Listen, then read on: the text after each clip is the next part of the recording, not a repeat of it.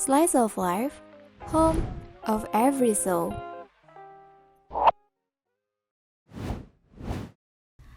Menghadirkan dua mahasiswa penyintas COVID-19 yang akan menceritakan bagaimana perjuangan mereka untuk bertahan dan menghadapinya. Melalui Slice of Life, kita berbagi cerita, bertukar pikiran untuk memahami satu sama lainnya. Hai, nama aku Selina Sofia Azmi Sukmana, aku dari Ilmu Komunikasi 2019. Hai, perkenalkan nama saya Febri Noval dari Ilmu Komunikasi Unsud 2019. Kalau dari aku sih setuju sih, aku udah mematuhi protokol kesehatan dan anjuran pemerintah. Terlepas dari data saintifik yang emang kalau COVID itu ada dan juga berbahaya, aku juga ngerasa kayak semacam bersyukur karena aku masih bisa mematuhi protokol dan beberapa anjuran pemerintah. Mungkin bisa dilihat dari sudut pandang karena mungkin memiliki beberapa privilege yang nggak dipunya oleh banyak orang juga, jadi aku setuju. Pernyataan yang ini aku setuju sih, karena menurut aku buat menjaga kesehatan juga keselamatan itu diawalin sama diri sendiri kan. Utamanya kalau di situasi pandemi kayak gini ya, yang paling utamanya ya ngejaga prokes, kayak hal kecil, misalkan dari hal kecil tuh kayak cuci tangan atau misal jaga jarak, pakai masker kayak itu kan. Terlepas dari orang itu percaya atau enggak dengan banyak hal yang bergelimpang sekarang kan, teori atau berita kayak gitu ya, seenggaknya jangan buat parno sekitar kita gitu. Seenggaknya jaga kesehatan diri aja itu udah penting banget gitu. Ya dimulainya dari materi protokol juga sih, jadi menurut aku setuju sih. Dari aku sih setuju sih ya, karena kalau yang namanya sugesti itu kan mereka bisa mempengaruhi perilaku kita gitu. Nah, perilaku kita itu bisa mempengaruhi kayak semacam kesehatan dan kekebalan tubuh kita. Coba kalau misalnya ada, sebenarnya case ini ada dua sisi sih. Ada yang kalau misalnya dia punya sugesti yang negatif, tapi dia malah jadi tambah imunnya kuat, kayak mungkin aku sempet kayak gitu kali ya dulu. Aku sempet sugesti negatif gitu, kayak anjir takut banget gitu kena. Nah, tapi dari situ aku bener-bener jadi rajin olahraga gitu setiap hari, terus makan jadi lebih teratur.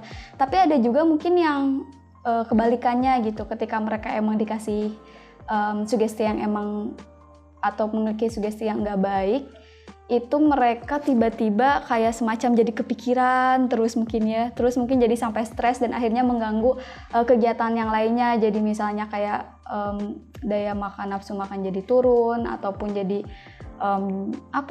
kurang beraktivitas di luar juga, atau beraktivitas seperti biasanya karena merasa putus asa dan lain-lain. Mungkin kayak gitu sih dari aku, jadi setuju. Kalau tentang sugesti ya, ini sebenarnya masih agak bimbang sih antara setuju atau nggak setuju. Maksudnya kadang dalam satu sisi sugesti itu bisa mempengaruhi pola pikir kita gitu.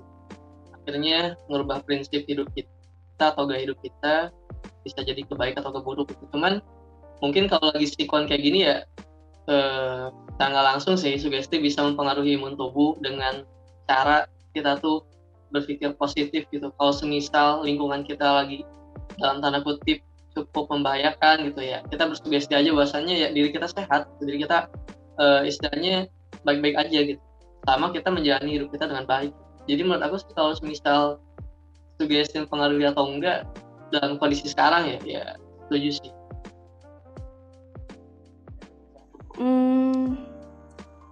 Iya sih, pastilah merasa bersalah karena di sini tuh kalau semisalnya, kalau waktu itu case aku tuh di mana rumah sakit semua udah penuh kan, tapi syukurnya itu emang aku nggak sampai harus dirujuk masuk ke rumah sakit gitu. Cuman aku jadi kasihan dan merasa membebani rumah-rumah orang-orang yang ada di rumah gitu, terutama kayak orang tua yang emang punya beberapa penyakit gitu kan, dan aku benar-benar takut banget gitu. Dan kakak-kakak aku juga yang lagi ada di rumah gitu, dan itu ngebuat aku ngerasa bersalah banget loh. Itu ngebuat mereka jadi khawatir juga ada di satu rumah dengan aku gitu, yang lagi isolasi juga gitu. Terus mungkin mungkin kalau misalnya dikatain bersalah, mungkin dari sisi situnya sih merasa bersalahnya itu Gitu aja sih dari aku. Jadi ya aku setuju banget untuk itu. Kalau terjangkit secara misalkan dinyatakan positif kayak gitu belum pernah sih, cuman pernah ngerasain gejala yang memang cukup sama persis, dan dalam posisi itu aku pun ngerasa bersalah juga sih. Jadi kayak bersalah tuh bukan artian gimana, tapi lebih ke bersalah ke diri sendiri gitu. Maksudnya kok bisa gitu, aku bisa ngerasain gejalanya kayak gini sampai sejauh ini atau separah ini gitu.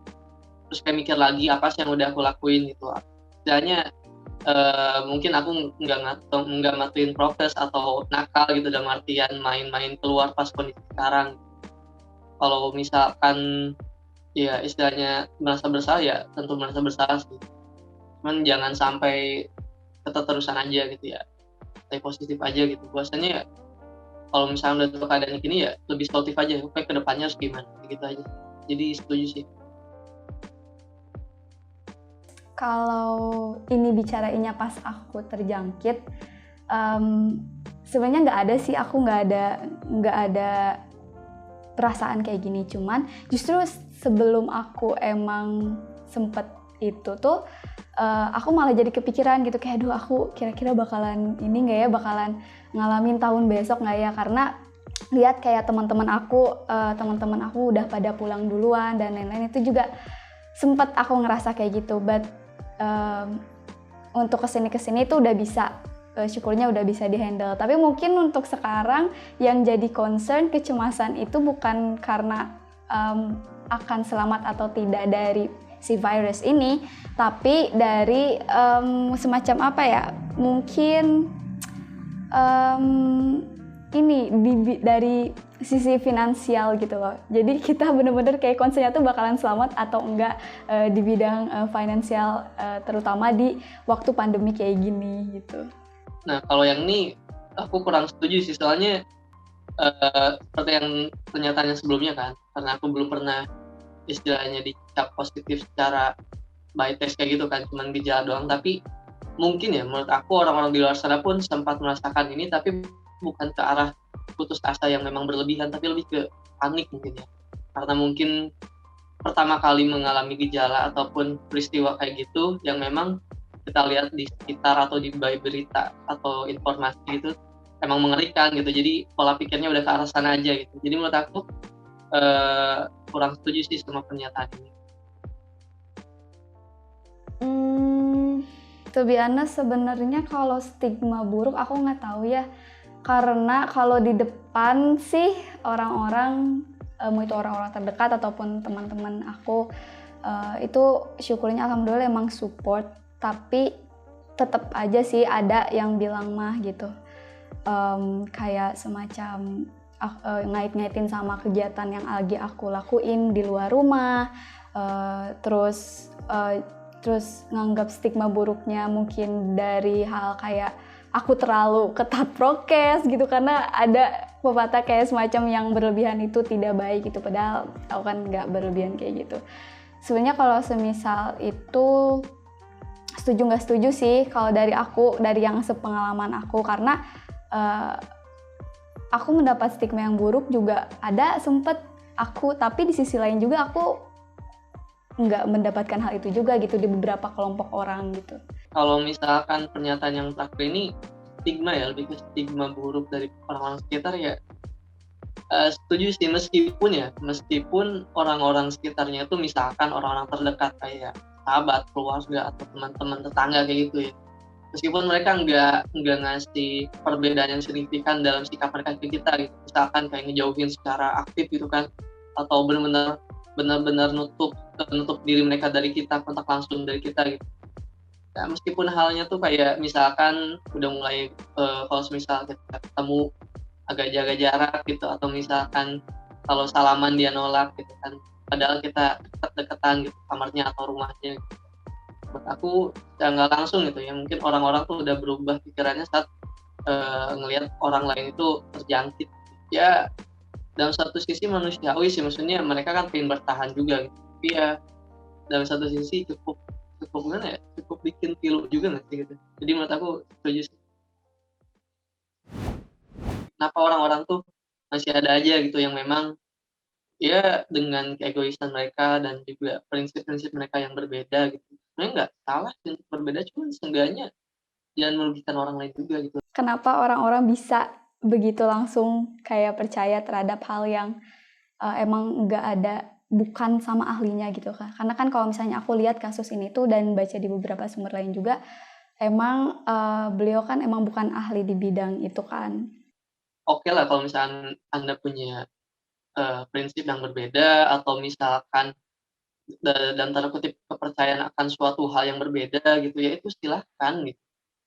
Misalnya Anda percaya Covid atau enggak ya itu terserah Anda, cuman jangan mentang-mentang punya hal yang berbeda dan akhirnya menantang diri kayak gitu sih. Kenapa bisa gitu orang-orang di saat kayak sekarang, situasi sekarang di mana bener-bener dibutuhkan hati mereka tuh malah jadi tidak berhati sama sekali gitu loh.